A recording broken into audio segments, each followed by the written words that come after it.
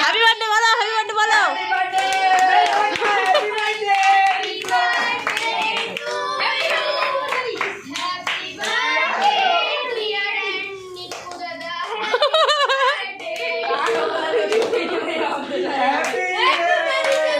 দুজনকে খাওয়া আগে।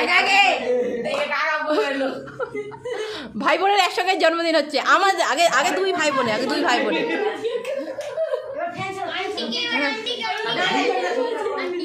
হ্যাঁ ঠিক আছে। ওদের ওদের ওদের ওদের